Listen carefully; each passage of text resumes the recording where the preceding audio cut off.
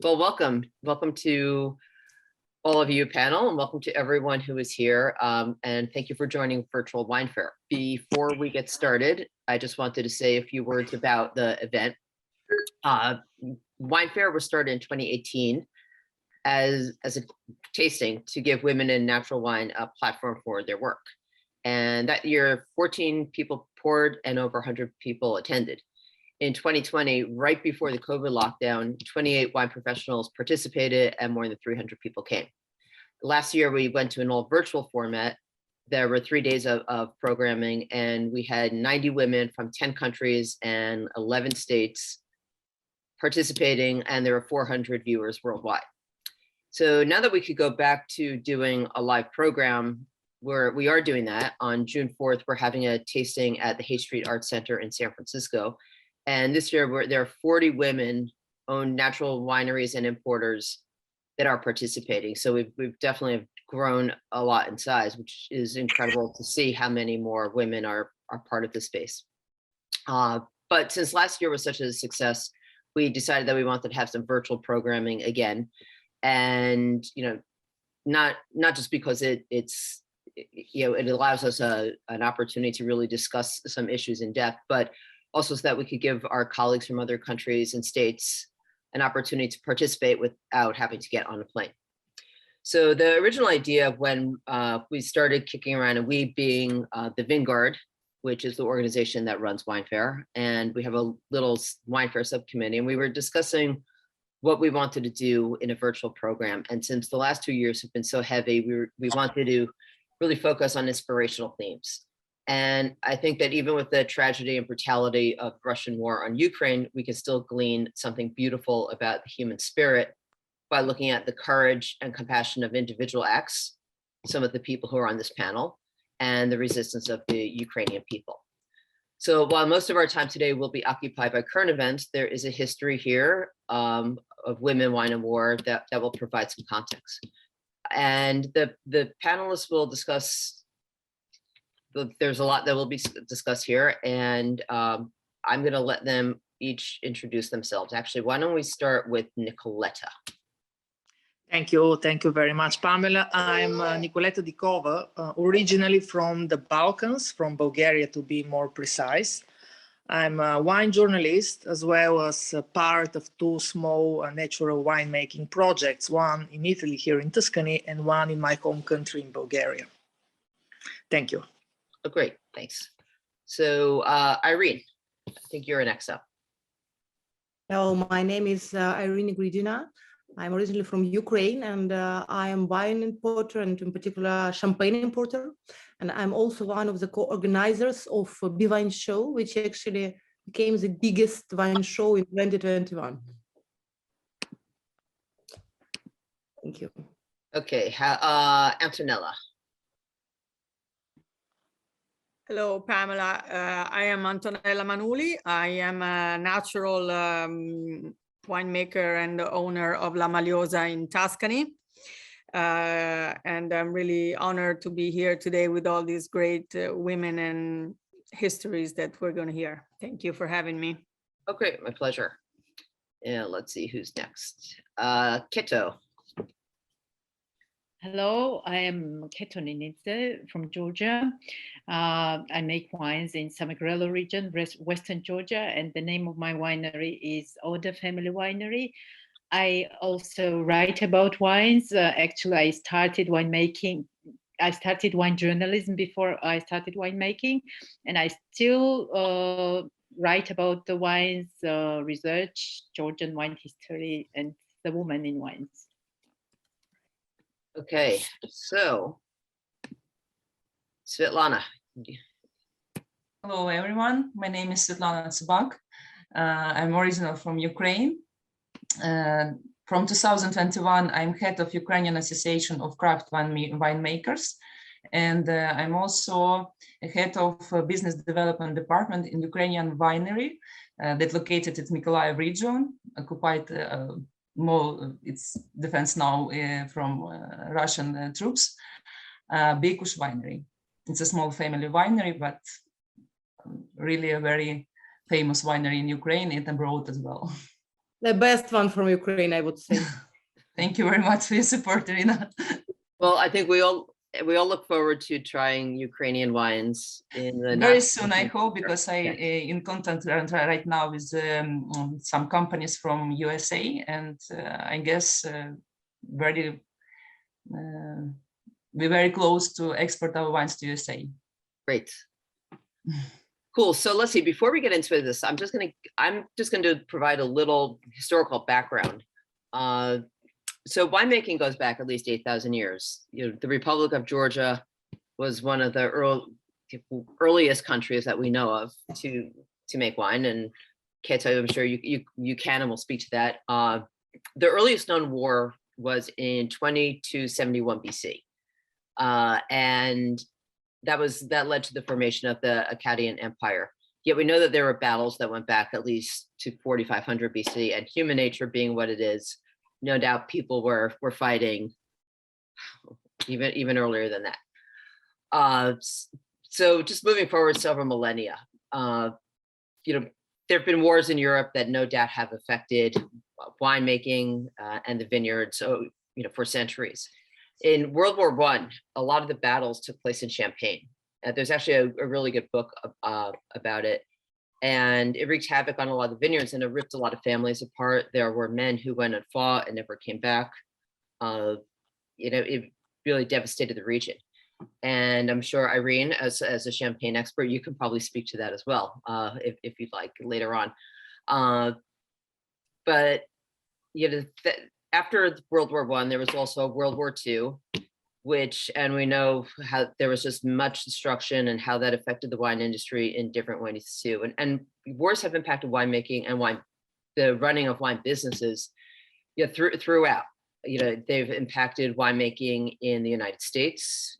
World War II, right after Prohibition was repealed, some of the vineyards in California, or what were vineyards, were starting to get converted back over. And then World War II came in and it disrupted a lot of the winemaking that was starting to happen in California and other parts of the United States too. Wine conflicts have affected winemaking in South America during apartheid in South Africa. You can't really get away from the impact of war on so many different aspects of life and so many different professions, winemaking being one of them.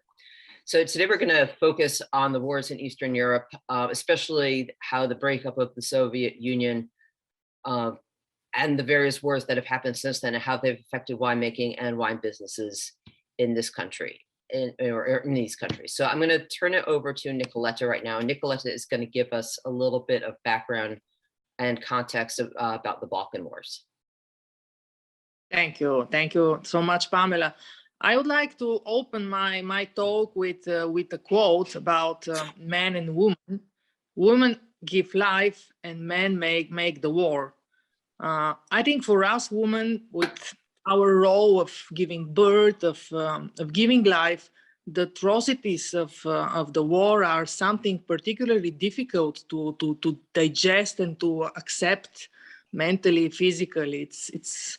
It's something undigestible for us having the role of preserving and giving the life. And I think now it's really important not to forget our past in order to not repeat the same mistakes. And coming from the Balkans, from another area where conflicts used to be something very strong, ethnical conflicts, and now with the situation between Ukraine and Russia, there is again the risks that the situation there will lose its stability again. Let's just remember that the Balkan Wars, they took almost 10 years, between 91 up to 2001, were the last parts of the war concerning Macedonia and the ex-Yugoslavia. And this year in particular is the anniversary, the 30th anniversary of the siege in Bosnia, a really sad, really dramatic anniversary. And it's so important not to forget what happened there. The siege of Sarajevo It is the longest siege in the military history of 20th century, and it took almost 4 years. It's unbelievable having a siege lasting 4 years. It took exactly 1,425 days, and the population of Sarajevo had over 13,000 of victims. The total of the Bosnian wars, there were more than 2.2 million refugees and more than 10,000 people who died. So this is something that is so recent, it's just 30 years ago, and it's here in Europe. And returning to our topic about the role of women in this terrible, dramatic situation of the wars, I didn't find an example of a woman related to wine, but I found a really strong example of a lady from Sarajevo called Sena Mijanovic. She's the owner of the iconic Bosna cinema. And she was telling in a recent interview that the cinema, they kept on movie projections even during the almost 4 years of the siege. And how important this was also to morally support the population to live through this dramatic and so heavy, so dramatic situation. And culture and a woman, because the owner is a woman, were of huge support to the population during the siege. So this is an example I wanted to give about really strong, courageous women and how culture supported morally the people in these terrible situations.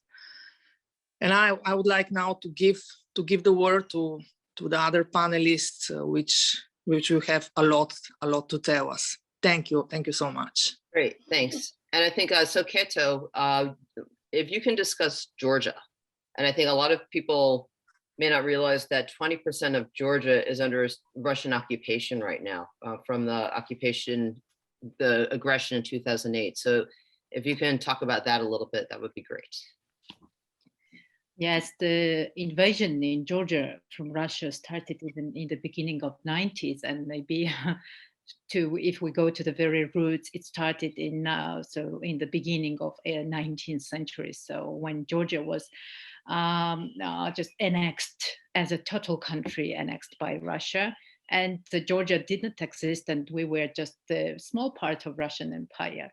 And this is the whole culture. This is the whole colonialist culture, how Georgia was trying to be independent and couldn't do anything. There were several rebellions, but nothing changed. So then it was Soviet era. We know that during 70 years, we were part of this huge Soviet empire.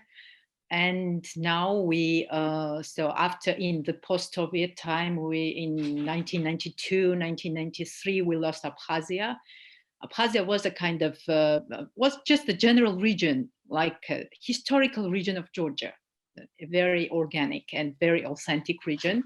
It is just next to my region, Samachablo. It's an hour from me right now. The so-called border is like an hour drive from me. And unfortunately, it happened so that Russia started, as everywhere, as in Ukraine right now. They started for tens of the years before to rewrite the history of Abkhazia, to make some groups who were provoking, to make some conflicts there, as if it was like among people, but it was absolutely provoked by Russia. And it happened like it happens everywhere. So it started in 1992, and the military operation started in this time. And then there were, so I was 12 years old or so. I don't remember anything as I remember only that my classmates, my class was full of the displaced people who were telling the horrible stories from Abkhazia. So my apologies, but how they were the very brutal stories, how they saw that somebody was playing with the heads of Georgians, of Abkhazians, and my classmates were telling the stories like that. So when we see today Ukrainian war, unfortunately, our wounds are still alive, and we're reminded that our wounds from the very early 90s. And then it was, so during Abkhazian war, we had 350,000 displaced people and up to 6,000 dead people. And it was recognized as a genocide of Abkhazians, of ethnically Georgian people, Abkhazian people in Abkhazia by OSCE. And in 2008, we had the new war and the same scenario there. This also was a very organic part of Georgia. It's like a heart of Georgia. It's actually where we have the first findings of viticulture and winemaking in Kartli region. This is also the part of Kartli region. And so we lost this so-called South Ossetia that we try to call it not South Ossetia, as historically it was like Samachablo or the Tkhin Valley region, which is more contemporary term for it. And there we also had like up to 200,000 displaced people and like many civilians and not soldiers, where that's men, tens of thousands. So and it's also very important that we so beyond all these tragedies, in terms of winemaking, as we're now discussing about the viticulture, winemaking, and all this human tragedy, beyond all these human tragedies, that we also lost two very important wine regions from our like body of Georgia. One of them is in the middle of Georgia, like in Kartli, and where the very beautiful sparkling wines potential was there, as it is written in literature. And we also, that was not so at the very old time that we remember all that there was a very good quality, high acidity, live sparkling wines there. But we don't remember, unfortunately, Abkhazian wines, because Georgia was just about to become independent, and we just lost Abkhazia, and we don't remember anything, despite which is written in the Soviet literature and the researches. But we know that there was a very interesting potential, because there was the complex soils of clay, of sandy, of peat, and mostly it was like a juristic chalk and very ancient and very like pre-modern layers of the soil, and it was very interesting. And besides, it has a great, so it has a very rich gene pool, because Abkhazia had up to 60 indigenous, only in this region, up to 60 indigenous grape varieties that we almost lost, but some of them are still kept in Georgia's state grape nursery. And I also have some grape varieties from Abkhazia, and I will produce some wines the next year. And I'm very excited about that. And what happens now, today we have the situation like this, that in the middle of Georgia, the Russian troops are very close to the Georgian highway when we are passing from eastern to western Georgia, and they are just like, you can see them. They are block posts, and the situation is like that. They are rebordering from week to week. They are changing the border and coming inside and inside, very close, just in the Georgian villages. And the people, if they have the vineyards already beyond the villages, beyond the border, if they go to harvest their own grapes, and it was in the beginning, of course, or maybe after. So as I told you, they are changing each day or each week. If they have the grapes already beyond the border and go to harvest, they will be kidnapped and just arrested there in so-called South Ossetian prison, because they say that it's the illegal crossing of the border. So it's something very crazy, that is happening nowadays. And but on the other hand, I wanted also to stress on the very important issue. I'm sure that the same issue has all the countries that had cultural, political relationship or border with Russia. That Russia was always like that, very controversial, like this eagle with the two heads, so-called cultural and so-called military. And this myth was constructed for like centuries by Russian literature, by Russian filmography. Unfortunately, it was like as if Russia was on the one hand military and aggressive, and on the other hand very cultural, progressive, very friendly. And we Georgians, the people who are invaded by Russia, our 20% is still occupied by Russia. We have a kind of cognitive dissonance, you know, because they come to us as the wine tourists or just the generally tourists, and they say that we love Georgian people. Okay, I understand that it's not the people thing. They say it's just the thing of the politicians. But on the other hand, they say when you ask them that, okay, your country occupied my country, and are you aware about that? And they say, okay, I don't interrupt in politics. And that's very offensive for us, you know, because at least they have to admit that they are very sorry that the government or their politicians did that. Or maybe they are even family members, and I don't want to go deeply inside this. I'm always for peace, but it's you know, it's the people thing also. We know from the ancient Greek that the people who say that we don't interrupt in politics, they are like idiots. So it was in the ancient Greek like that, said, well said.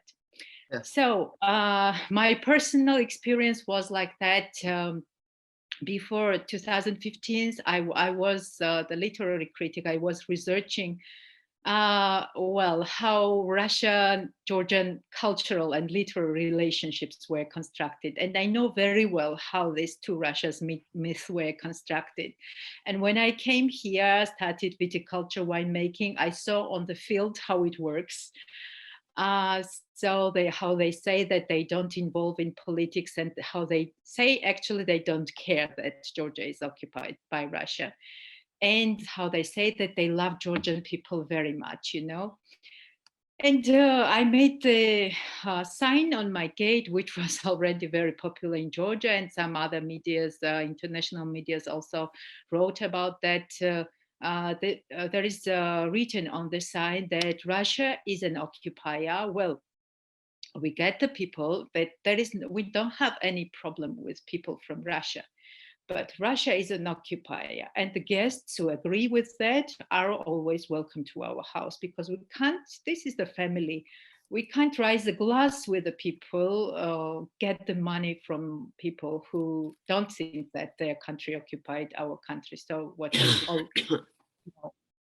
and yeah, this myth of like cultural and aggressive Russia is very, unfortunately, very strongly rooted in Georgian elites, cultural elites, in an intelligentsia, and intellectuals, let's say like this, and we have to fight. Mentally towards this myth, because they mostly say that culture and politics have nothing common with each other. So it's like that. And also wine and politics, because when I published this photo of my sign at my gate, some Russian people were posting that please don't interrupt or don't spoil wine with politics. But I think wine, as everything in the world, is connected with politics, because our everyday life is connected with politics.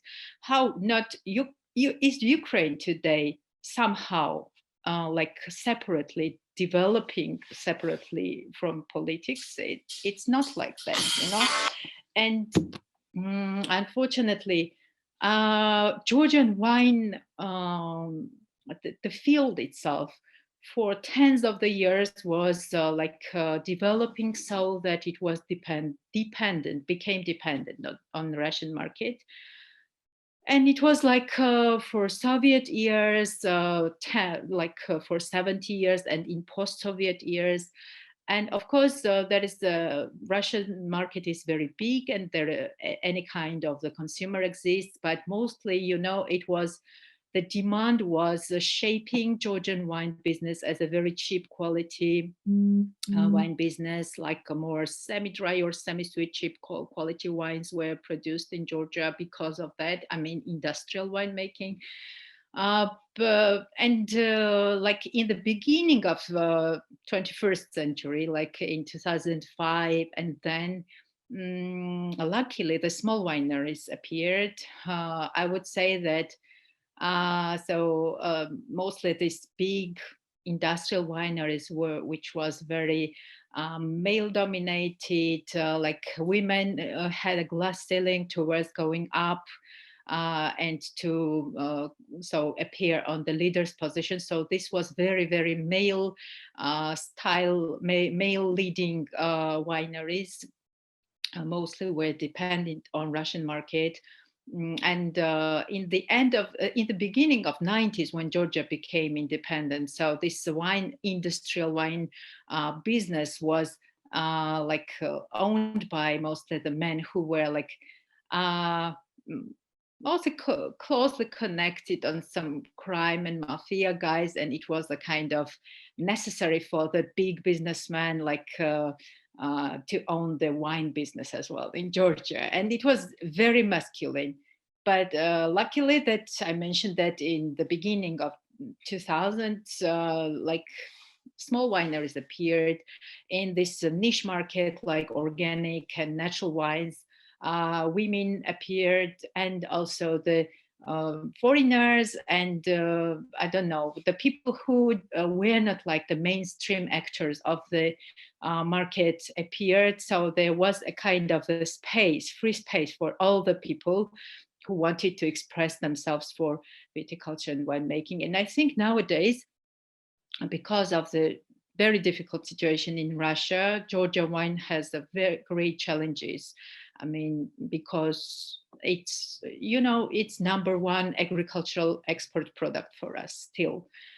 The wine, which is mostly like, I don't know the exact numbers, the exact data, but mostly like maybe 90% or something like that. Majority of the wines is industrial in Georgia, and majority of the wines is exported in Russia.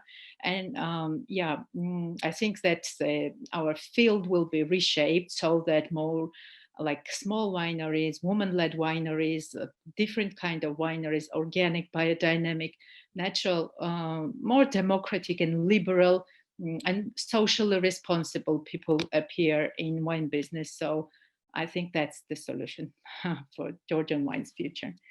Thank you.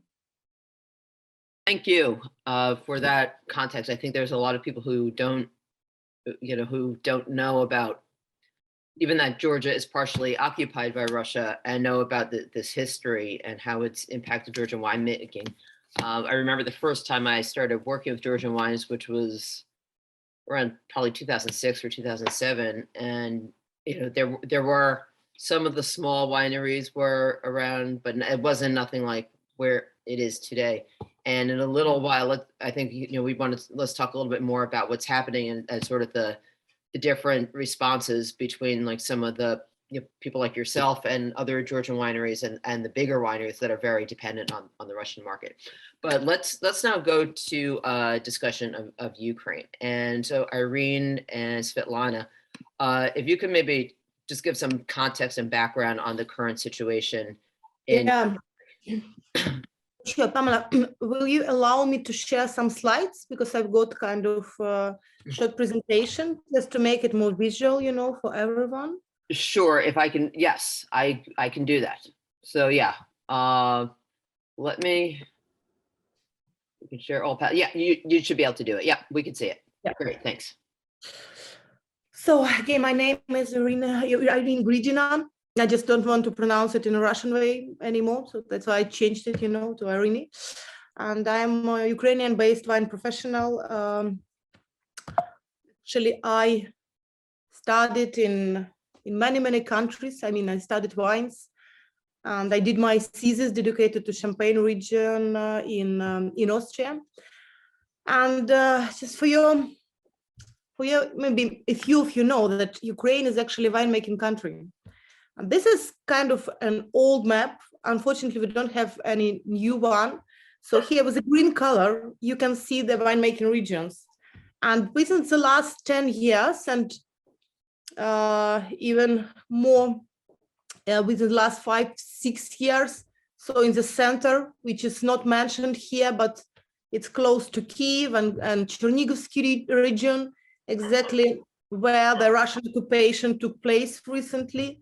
So more and more wineries started to appear. So if you can, I mean, as you can see, it's quite a big area under vines in Ukraine. And also Ukraine, before it was annexed, Crimea was annexed by Russia in 2014. It was the biggest country in Europe. So we're bigger than France because France has more than 500,000 and we have more than 600,000 square kilometers. So Ukraine is a huge country. So what happened during these years? Actually, in the left is Bekush winery. It's exactly the winery which Svetlana represents. And as I said, so, you know, in the Soviet era, our winemaking field was, of course, focused on quantity, not quality. But within the last 10 years, it's all changed, and more and more new this craft wineries started to appear and to work, and Ukrainian wines regularly got higher scores in the world's leading rankings, and it was going to develop for sure. And here you can see it's my personal pride because I'm one of the organizers of this event. So B-Wine Show, it took place in Kyiv. Here you can see Jamie Good, very good friend of mine, and Peter Liem. And it all happened in September. So just, you know, a few months before the war started. So everything was on the rise. And then, yeah. And then it came the 24th of February. Here you can see a map of Ukraine. So 25% of our, just the same figure as Keta mentioned, 25% of our territory is under Russian occupation right now. As far as you might know, we're nowadays, you know, we're still in this battle, we're fighting, and hopefully, and I'm sure that we will win. But right now it's quite tough.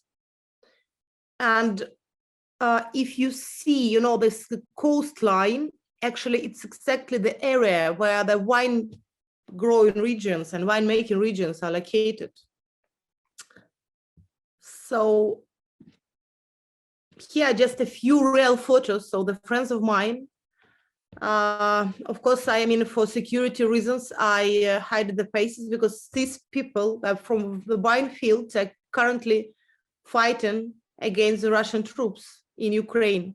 And actually, I could, you know, put 100 photos here.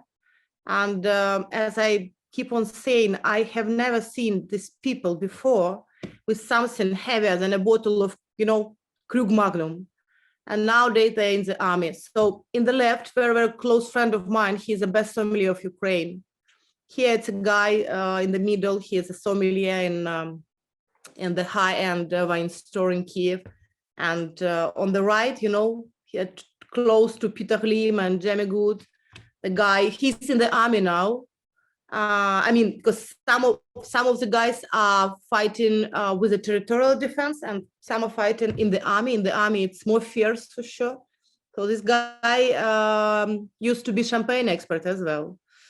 And as I said, it's just, you know, a few examples. So it's about, you know, something about our current situation. So what is going on with export? All ports are being blocked and mined by Russians, and against all, you know, international conventions, Russians attacked a few commercial ships that tried to escape. And actually the crew of these ships are de facto like, they're staying, this international crew, and they're staying within the territory of Ukraine, and they cannot escape. So it's not possible to export our wines by sea. It's only possible by land through Poland, Romania, and Hungary. And also, even if it is somehow possible to export, but as I already mentioned, all our winemaking regions are located in the area which is exactly under attack of Russians right now. So it's physically sometimes and very often impossible to get the wines from the wineries. And actually it's what maybe Svetlana can tell about better in details, because she's exactly in this field and working with it right now. So a few numbers about the local sales. It's pretty dramatic, because before this conference, I've talked to the major importers, and they all reported 80% drop in sales, because importers are very, very dependent on HoReCa for sure, and HoReCa is stopped.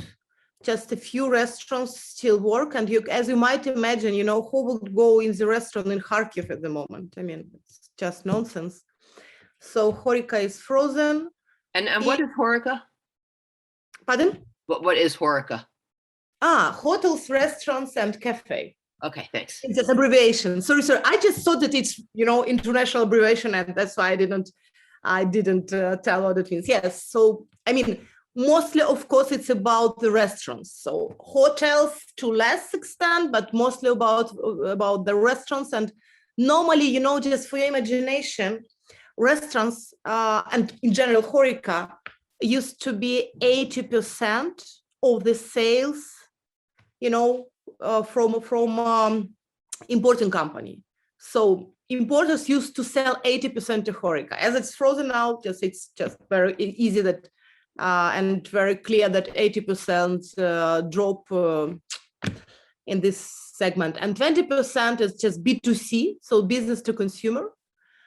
We still can, and during all March, it was forbidden to sell alcohol in Ukraine. Nothing. So all shops, and we could see shelves full of wines, but we couldn't buy, and importers could not sell as well, for sure. So in retail nowadays it's slightly better, and retailers reported from 45 to 65% of drop. Though many importers do not ship to retailers right now because of the payments. Many shops were devastated by bombs and missile rockets, and retail cannot pay because they're actually hoping to, receive some repayments from Russia. But the question is when it's going to happen, and if, let's be honest, it's going to happen. So situation is pretty tough. And just I haven't mentioned it on the slide, but nowadays the importers cannot pay for the wines. So we can theoretically ship the wines, but we cannot pay for it, because in order to pay, we need to buy a currency, and it's not possible in the moment. So de facto, all import is stopped for uncertain period of time, because right now I'm in Champagne region, exactly the region which is so famous for fighting during the First World War. And I talked to the producers, and they say, we understand your Ukrainian situation, but in case we ship the wines to Ukraine, it means that we bear 100% of risk. Because if something happens, of course, no insurance company is not going to support these losses. So it is pretty sad, to be honest. The situation in general, and and wine business in particular. Actually, it's all from me. I just did, a short review about what's going on now. Maybe Svetlana can add some, details about situation, because as I said, she's involved in the wine business, because I do with the sales. And I mean, because I have my own important company, and I can just say the same number, that 80% drop in sales. And unfortunately, I mean, we could bear these losses, but we don't know how it's going and how the situation is going to evolve, and if it's getting better, and when we will be able to import the wine. So this uncertainty is, in my view, even worse than, the current losses. Right. But Well, yeah, thanks so much for that presentation, Irene. Svetlana, I imagine you probably have some things to add to this, especially since you are on the ground in Kyiv right now. I live in Kyiv currently, but and all my life, but our winery is located in Mykolaiv region, and I need to tell a little bit about Ukrainian wineries at the moment that we have now. After annexing the Crimea Peninsula, Ukrainian's major wine production area, I know that everyone knows about Crimea.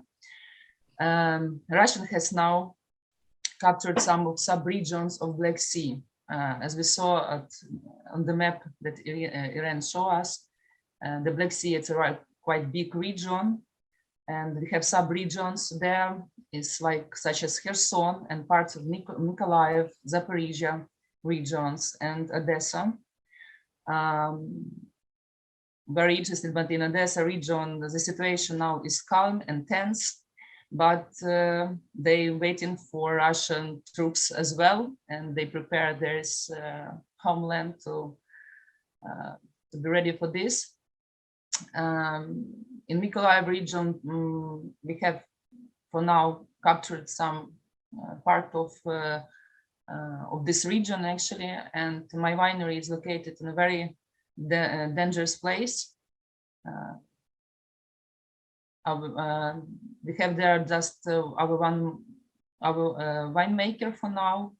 All our guys already on the land, and the situation actually is not good. We can't pruning actually.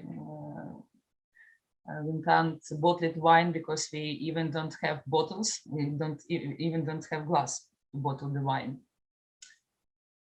Because glass factory was damaged near Kyiv, and no one from wineries can have any glasses now to bottle their wines. In Kherson, family wineries that in the south has been destroyed. One winery, also family winery, famous winery in Ukraine, was occupied by Russian troops. Winery outside the Kyiv has been badly damaged, and we lost for now 2 winemakers, very good winemakers. They were killed, who volunteered to defend his homeland, actually, and situation actually now not good for wine business. And as Irina told, we lost our domestic market for now, because wine production and selling in Ukraine has stopped, because during the military stance, and any alcohol is restricted from selling, and we're just looking for export market, but it's really a very big problem. The first problem is logistic, and the second problem is our stock, because we really didn't bottle it any 2021 vintage. So business now is in awful situation, and our winemakers need equipment to get through this difficult season, and we ask everywhere for help. for help. And now I'm in touch with Australian winemakers and some wineries from USA to help our winemakers in Ukraine. Thanks. Great. Well, Well, thank you so much for these insights. I just wanted to ask you a quick question.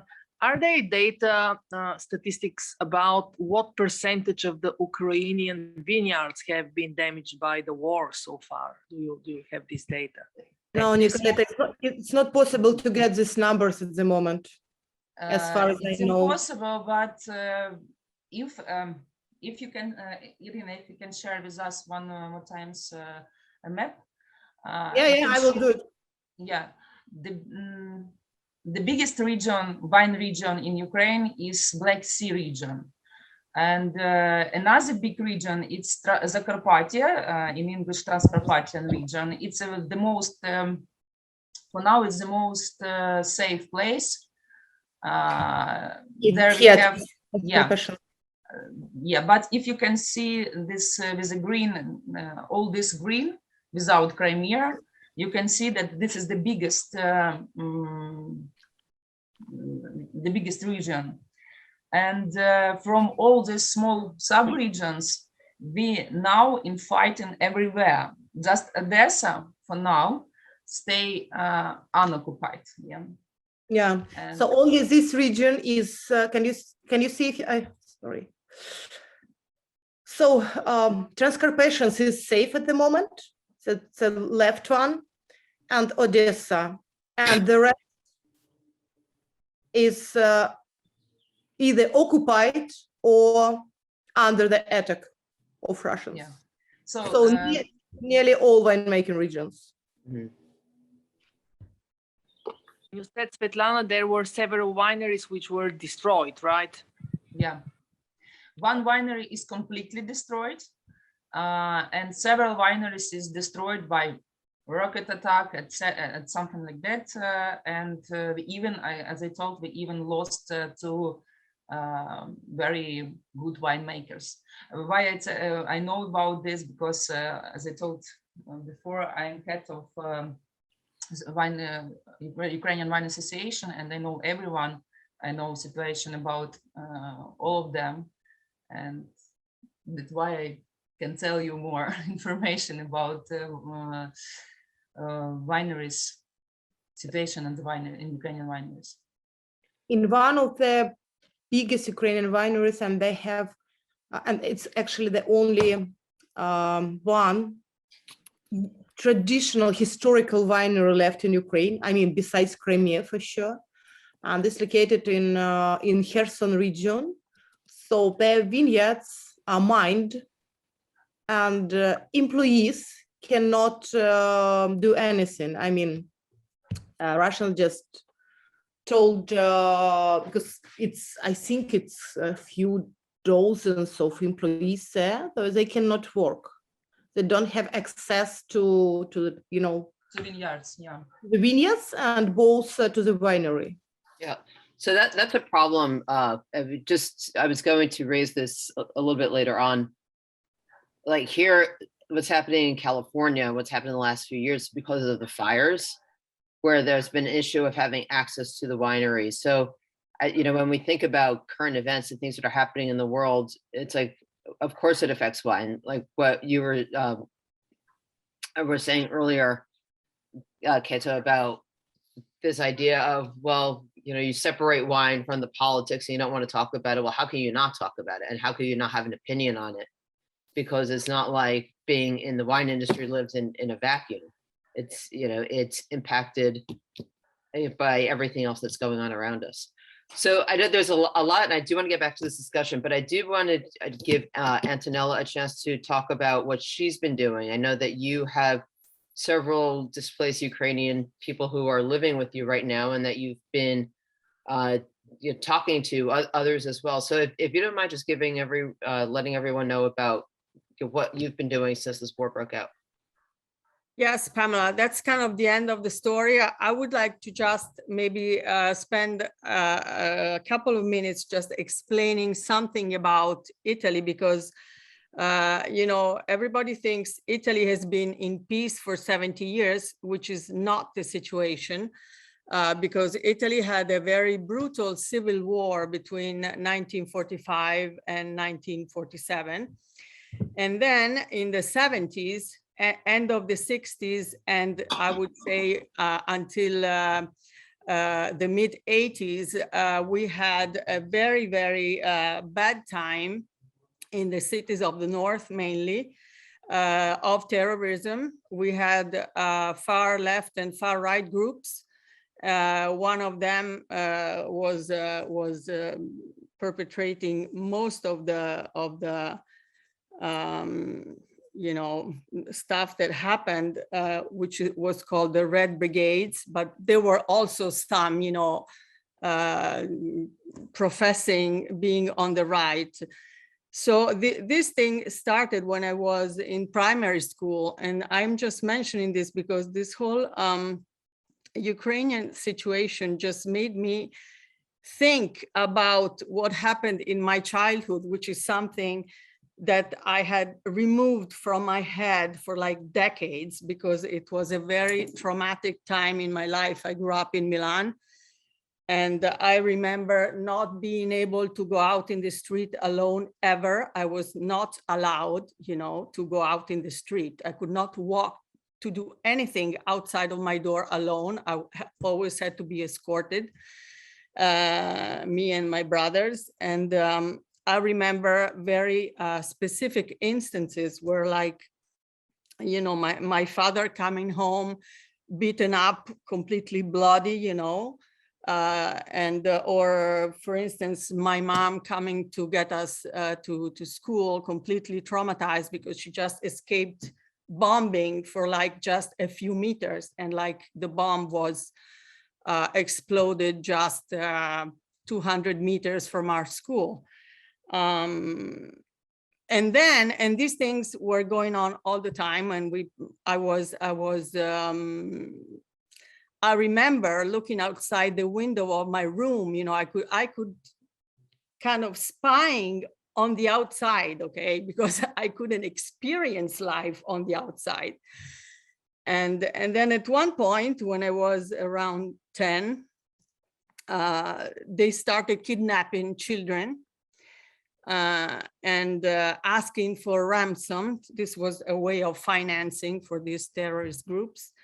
And this thing came very close to home because one of the children that was kidnapped, one of the first one, was a 6-year-old boy, and he was the son of a family which were close friends of my family. So I knew this boy. And they kept him for like 2 months, cut his ear off. I mean, it was really, really bad. So even you know, when I speak about this today, just it's kind of coming back in a really bad way.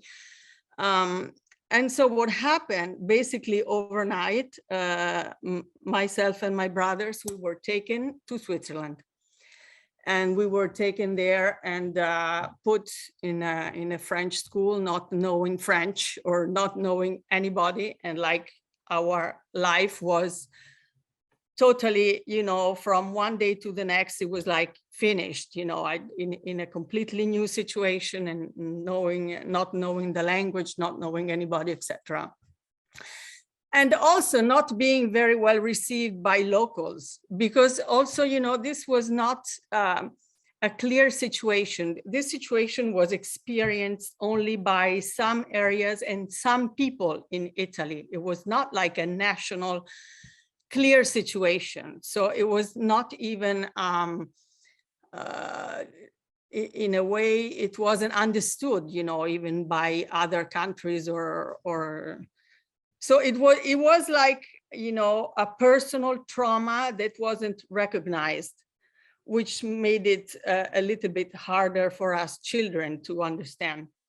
So what happened is when, you know, this war came out and I started seeing all these people going to the borders, and like from one day to the next, you know, their lives completely disrupted. It really brought, I mean, it really felt like coming back, you know, all these feelings about I could really relate to what was happening. And so I thought, that it was a time, this is a time where people that have the opportunity to help should stand up and do something, like anybody can do something, I believe, in his own way. So I happen to have some available rooms in my farm, near my farm in Tuscany, in the south of Tuscany. And I put my, there's a website which is called I Can Host. And it's a website that was made up by some people from Belarus, I think in the very first days of the war.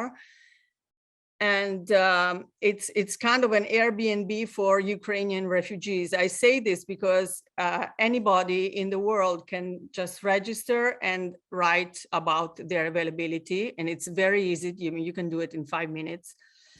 And so what happened is people started writing to me on WhatsApp. And it was like, having a real-time chat with people in any kind of situation, like people that were still maybe in Kiev in their cellar, and people sending me pictures of their newborns and the candle, or people that had already escaped maybe to a neighboring country. Others that were maybe still in Ukraine, but areas where the war hadn't broken out yet.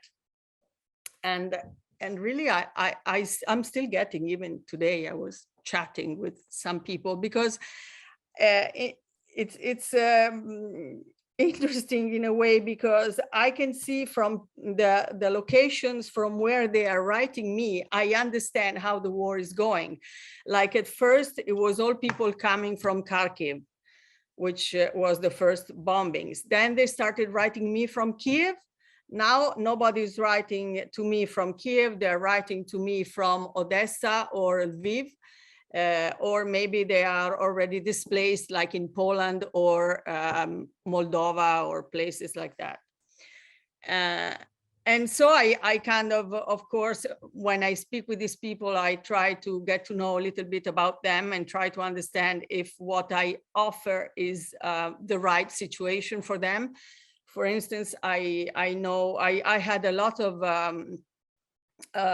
university students, women, young women alone, that were completely alone, they had to leave their boyfriend or their brother, and they just had to leave the country. But they are young and maybe in the university. I don't think being in the middle of nowhere in a farmland in Tuscany maybe is the ideal situation for them. So I got in touch with a lot of associations, like in the main cities, and in this way I can refer them to other places where probably is a better situation for them.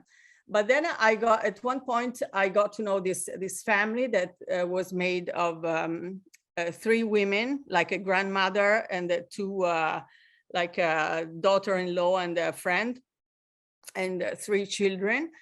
And so they were just perfect, I think, for our situation where we are near Saturnia and Tuscany. And so they are here with us now.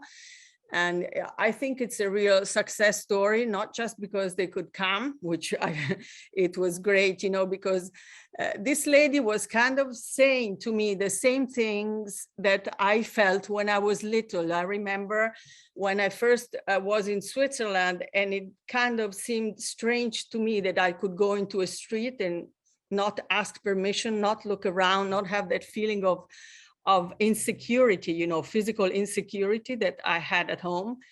And so she's very happy to see, that the children can go out and play in the square, and anytime, and she can just not worry about that.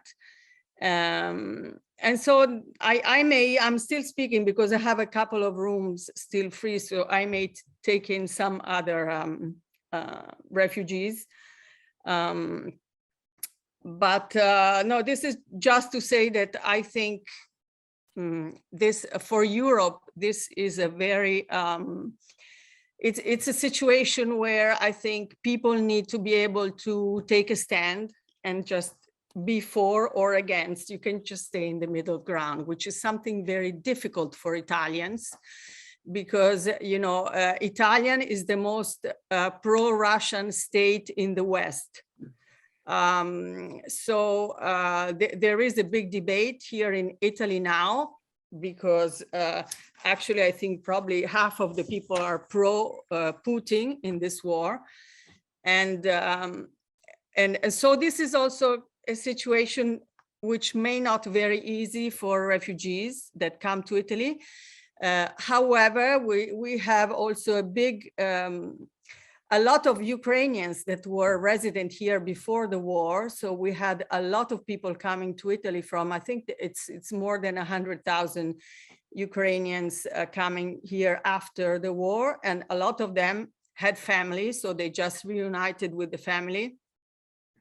And a lot of them have this, you know, feeling that Italians are friendly, which is true. You know, Italians are friendly, it's totally true. But a lot of Italians are also pro-Putin. So I think they need to find the right situation. But fortunately, I really think so many Italians are very welcoming people. And I think on the whole, Ukrainians got a very, very nice welcome from Italy. Okay, great. From people in Italy. Thanks so much. We need to start. I know that some people who are listening in and or watching may have some questions. If you do, you could just add your questions to the Q&A. There are a few other topics that I also wanted to bring up. So one thing is how are, you know, one thing that we talked about was that there are challenges to employment right now because men cannot leave the country. And so if, especially like Irina and Svetlana, maybe if you could speak to this a little bit.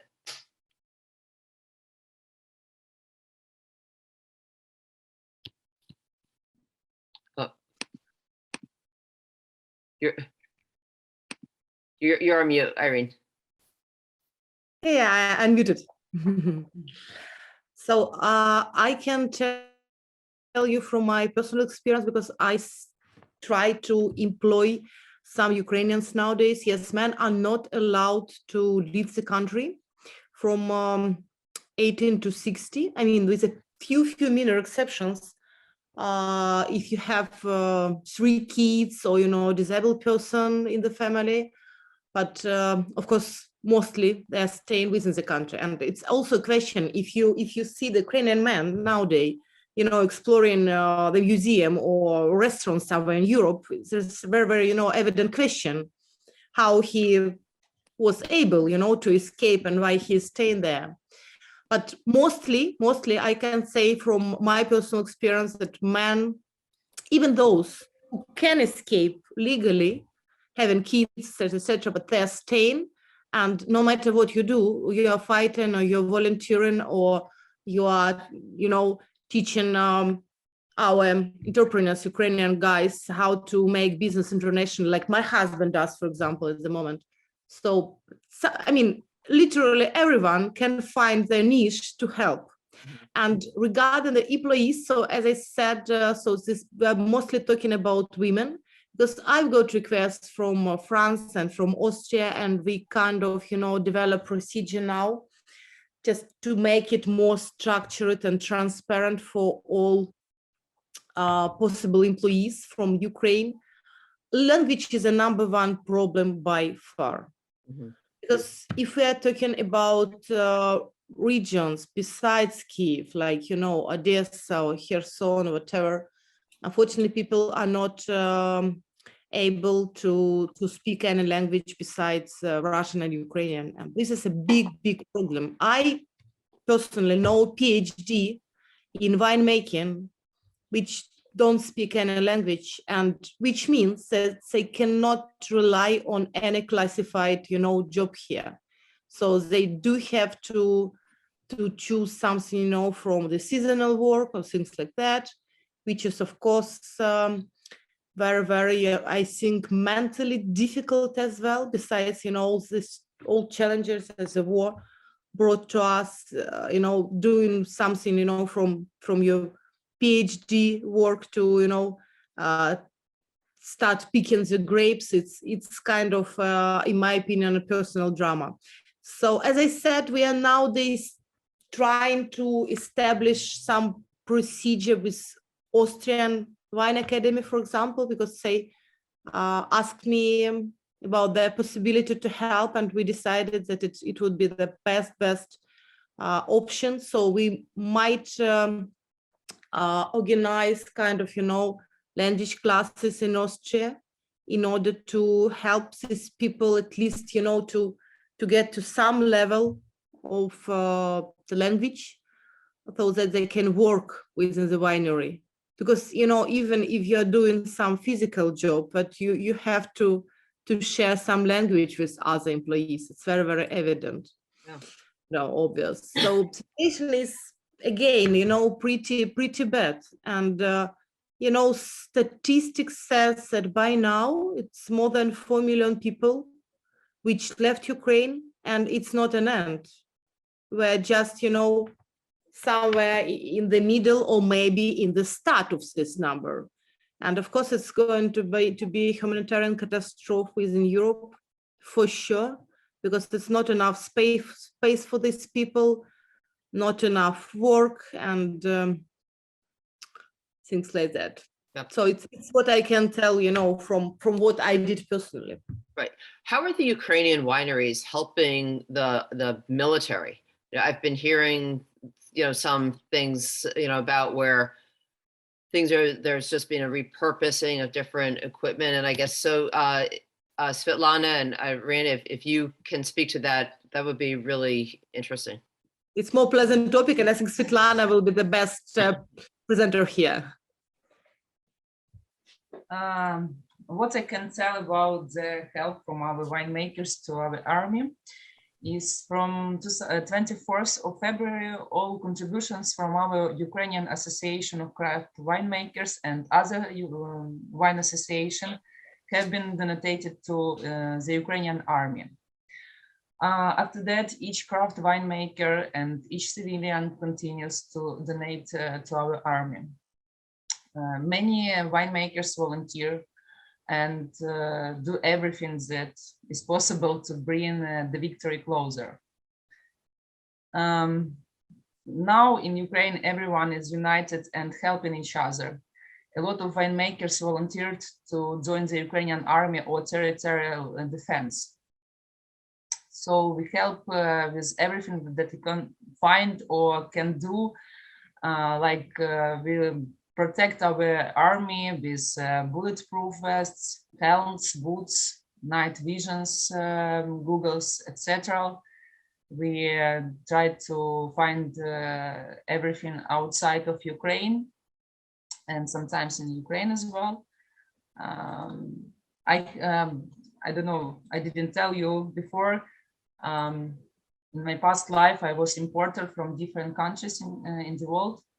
And now I'm still in contact with my partners, and I ask them to accept our refugees in their wineries. I ask them for help. They also collect some money for Ukrainian army. They sent a lot of humanitarian aid, and I accept it here in Ukraine. From the beginning of the war, we organized some very strong team, and we do everything to help to civilians, to our army, and actually we do everything that we can do. I'm very thankful for our partners or our friends from Italy, from Spain. They do a lot for Ukraine. They do very big support, and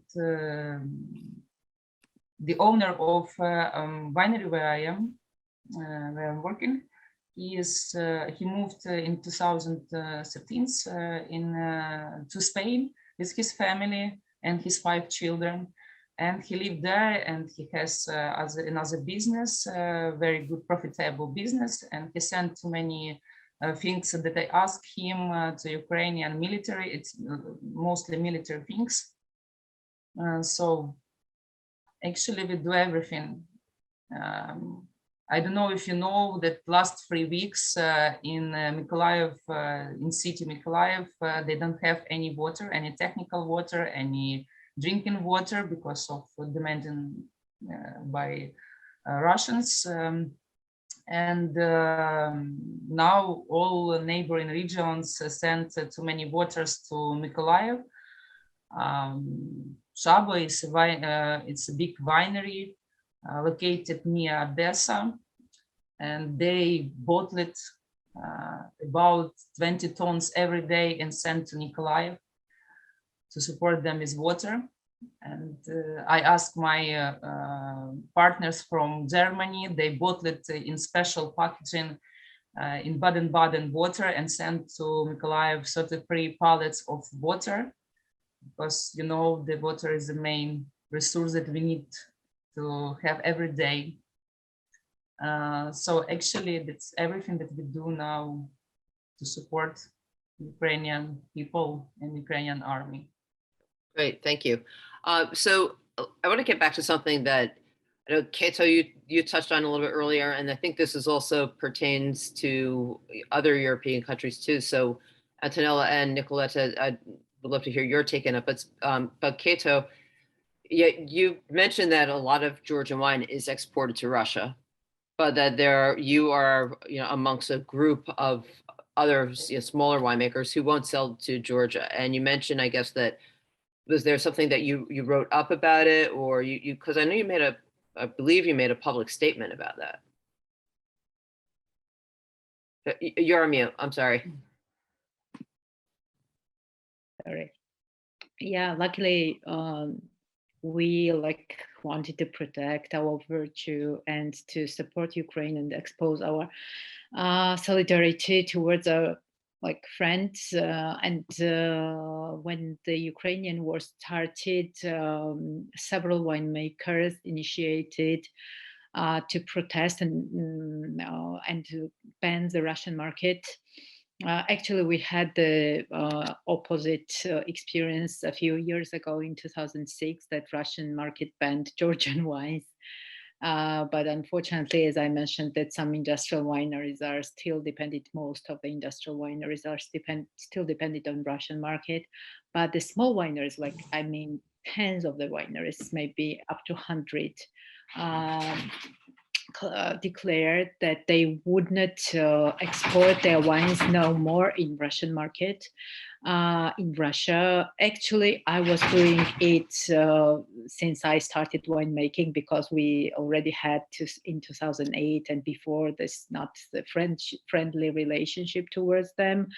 And actually, I also want to mention that it were women who first, the female winemakers, who first had the sensitiveness towards this issue, and made the statement that 20% of Georgia is occupied by Russia. Several years ago, this was Maria Miosebidze from Vino Plus, this was Katy Jurhaza from Kabistoni, and also this was me.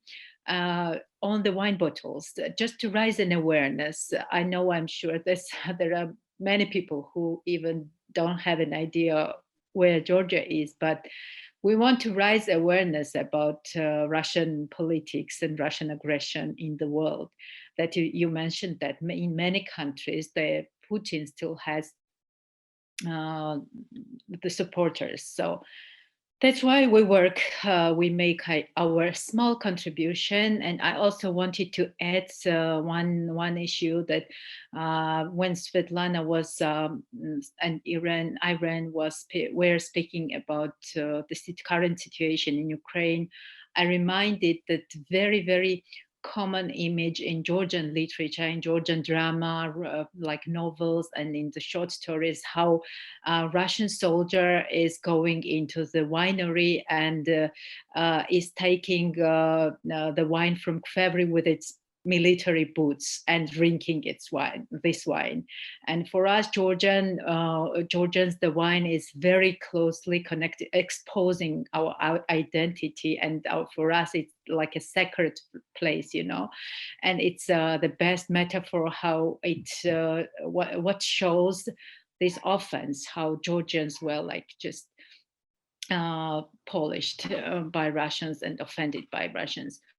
So as the Ukrainian war started in the end of February, and when the people already started that maybe the next will be Georgia, and we were discussing with our family what we can do or something, like we before it started, I always had a feeling that what I can do with my kids, but in this point I also started to thinking about what I can do with my wines as well. How can leave my wines here, or what can I do here? So yeah, this was my point. Great. And Antonella and Nicoletta, have you like, I mean, as you mentioned before, Antonella, that there are a lot of people in Italy who are supportive of Putin, which I actually didn't know that, and I'm alarmed by it. But are there, like, do you know how much Italian wine continues to be sold to Russia? And is there something, let's say, similar to Georgia, where there are a group of winemakers who are saying, no, we will not do business with Russia right now? Pamela, I would perhaps touch the question about Bulgaria and then leave Antonella explain what's concerned about Italy. Cool. Russian market used to be very important for Bulgarian wine industry, but it's not anymore. So now it's not among the main markets. So far the Bulgarian wine industry hasn't been particularly affected by this situation. Something I wanted to mention now concerning our the argument of women in wine, I just wanted to mention that Bulgaria is actually the world's leader in terms of gender equity in the wine industry. So 47% of the winemakers in Bulgaria are female, more than 35% of the wineries are owned by women, 85% of the wine roles in terms of wine marketing are managed by women. And even at the university, it's 50-50, the subscribed students in the enology university of the country. So it is really very, very interesting situation. It's the world's leader in terms of gender equity in the wine industry. Okay, thank you. Svetlana, you had a question. Was it related to this issue? It's not like a question. I wanted to tell that we forgot about Belarus. That is also now lost like a market, because for Ukrainian wines, Belarus is the first country that import Ukrainian wines. Belarus. So we actually now lost this market as well. It was bulk. Mostly, but it was really big volume of Ukrainian wine material to Belarus. Right, and there are what I understand, there are Belarusian, I guess, soldiers that are fighting with Russia against Ukraine. Yeah, but we already fight with both countries. Yeah, let's say with both governments. Yeah. Okay, and we don't have any glass from Belarus anymore, actually any goods from Belarus, but Ukraine was a good importer for Belarus goods. But for us, more important that we can't anymore export our wine materials or bulk or wines to Belarus. You know, it's the same. Yeah, and Irene, you wanted to say something? Yeah, I wanted to add a few words about France, actually, because I personally, from the most beginning, because I studied for the Master of Wine, and obviously I have quite big, this international network. So I decided that this is my part of, job. This is my work to fight Russian in the international field. And I actually applied to all my suppliers from Champagne, Bourgogne. And what I can say that, because now I'm staying in Champagne for more than a month, so my personal observation is the small growers, this, they call them recoltant manipulant, let's say growers, more willing to support Ukraine with, taking refugees to their houses, with banning Russia, but big houses did no claims, no official statement about that. And I would like to, to emphasize on that, because we all were waiting from LVMH to make any statement, because LVMH is actually, they represent the biggest part, it's a major part of champagne business. I mean, Moet Chandon, but they did no statement. And I think in this situation, the whole world is, watching the atrocities of the Russian army. It's inappropriate. So no big champagne house did a statement about that. But the smaller growers, they did. So they did ban exports, and they're very, very, decisive with that. Because I've been personally speaking to many winemakers, and they're really very, very, so they have their clear vision. Yeah. Which big houses don't, unfortunately. So, Antonella, what's the situation like in Italy? Are there Italian winemakers that are making a statement that they will not sell to Russia? Yes, okay. The first days of the war, actually, the biggest wine association in Italy made a statement, which was they were very disappointed not to be able to export wines to Russia anymore. So this is the only official voice that came out. For the rest is big silence. But Italy is a very peculiar country. First, we have a dependency, is the second country in Europe that depends on Russian gas. We have 42% of the energy mix in Italy, which is coming from Russian gas. So this is very difficult now, and a lot of the factories, of course, Italy is also the second industrial country in Europe after Germany. So you can imagine all the industrial sector depending from this gas. So it's not very, very clear, it's quite a complex situation. So on the one hand, of course, people realize this is not a just situation. On the other hand, all the owners of in the north, which is, the industrial sector is mainly in the north, and the industrial sector is what is making Italy a rich country. Okay, so you can't just decide, well, let's close the factories. It's not something that you can do, and this is the big problem for the government to solve. So on as far as wine, which of course is also a very big chunk of export for Italy and Russia, Italy always had very strong ties with Russia all along, because after the Second World War, Italy had the biggest communist party outside of Russia in the world. So outside of the Soviet Union, okay. So people always had good relations with Russia, and there was a lot of exchange as part of the culture of Italy, and the culture of Russia are very tied, even though so this also, of course, all the export relations, followed. And I don't have the numbers, but I'm sure all the big wine producers, they have a very, very percentage of their export was to Russia. So the first blow to this was after the sanctions of 2014. But I know that a lot of them, there was still a lot of flow of wine to Russia. I don't know, I have no idea what's happening now, but I'm sure, knowing Italians, they found some way to export. I'm pretty sure we are very creative, people. So I'm sure there must be something going on. So it's not clear. Italians are used Italian culture is you want to get along with everybody because Italy is a country that has been colonized forever, you know, until very recently. And Italians have this mentality that they want to get along, which makes them friendly, but also we won't, you know, go against too much.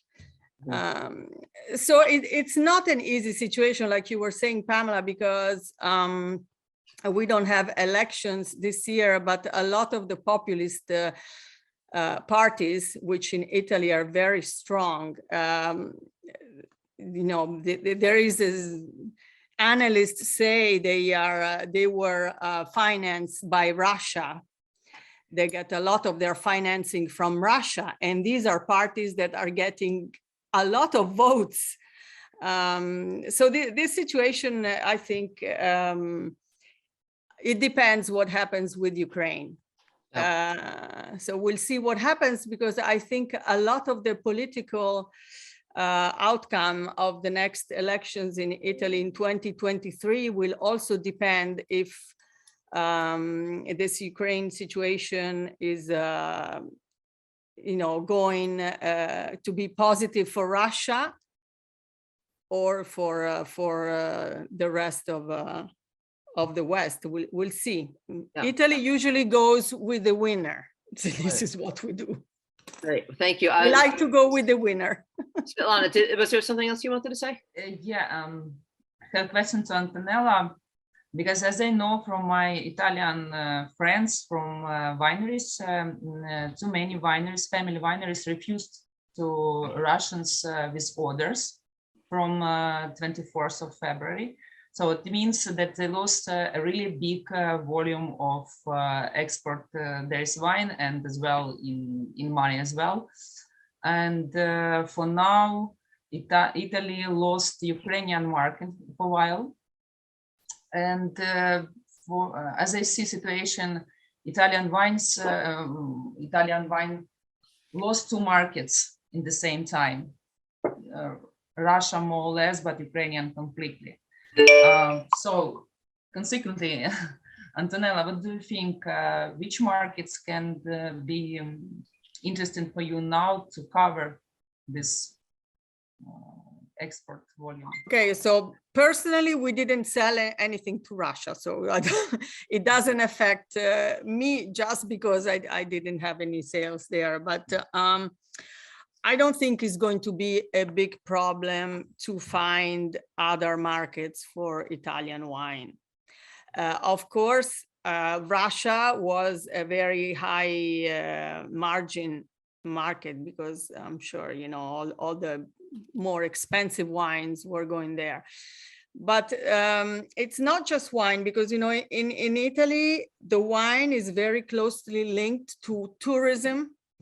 And so I think what is going to be more badly affected in Italy is the touristic sector, because all of the luxury segment was very much going with the Russian very rich people.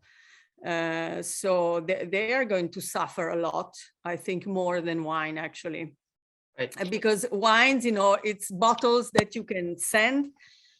But here, if people are not coming, then the hotels are going to suffer. So right. This is, the blow is taken more in tourism than.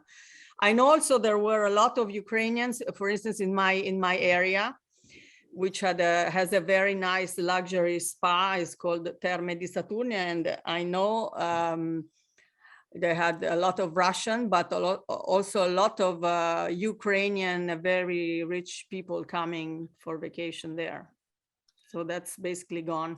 Great. Well, we just have another minute, or we're over time, but we can give it a couple of more minutes. Just before, I have a few announcements, but just as everyone's talking, it sounds to me like what might be, you know, we can try to compile a list of the wineries that in different countries that have made a pledge not to sell to Russia, and circulate that list. And even, let's say, if we have a list of the companies that continue to sell to Russia, we can circulate that list too. So that's something that we can all discuss doing, on at a different time. Yeah. It's been very interesting, and I know we could talk about everything for hours and hours, but unfortunately we can't, because we have another panel at 11 o'clock. First of all, I just want to make a couple of quick announcements. During the month of April, any ticket that was bought for Wine Fair, whether it's this virtual event or the live tasting, $5 of every ticket will be donated to CARE, which is providing emergency assistance such as food, water, hygiene kits, psychological support, and cash assistance to families in Ukraine who are fleeing violence, and is prioritizing women and girls, families, and the elderly. So if you know anyone who wants to buy a ticket to Wine Fair, the live event, and they buy it today, then that's another $5 that we can give to CARE. Also, we are going to be starting a silent auction in a few days, and I'll send in a link to that to everyone who's participating here. And we're also going to give a percentage of that. We'll donate to CARE as well. Also, if you want to purchase a ticket to Wine Fair, as I'm sure some of you you haven't had a chance to do it, maybe you just purchased for this, but if you can go to, and I'll put this in the chat, you can go to winefairsf.com, and there is an option for an add-on ticket for those who participated in today's event. So it's just for those of you who got the $20 ticket but didn't get the rest of it, so you can go and purchase an add-on. And then lastly, as I mentioned, the Vanguard has been working with North Bay Jobs for Justice to raise awareness of the crucial need to protect farm and vineyard workers during wildfires. And we're asking for everyone to take a look at what they're doing, and the petition, I'm going to put that in the chat as well. And because we're actively trying to help that situation before, as everyone who lives in California knows, it's been incredibly dry, and we're pretty much guaranteed to have a lot of fires this coming season. So thank you all. Thank you to all of you so much, Svetlana, Antonella, Nicoletta, Kato, and Irina, for being part of this panel. I know it's especially for Irina and Svetlana, given that where your actual lives have been, the core, every part of your life has been affected and uprooted by what's happening in Ukraine. We stand in solidarity with you, and I really appreciate everyone taking the time to be part of the panel today. And again, I thank you everyone who is here listening. At 11 o'clock, we are going to start the panel, The Glass Half Full, Positive Things That Came Out of the COVID-19 Pandemic in the Wine Industry. So that'll get going at 11 o'clock. It's a great panel. And again, I just want to give a big shout out and thanks to all of you. And thank you everyone who's been listening in right now. Thank you very much. Thank you very much. Thank It was you.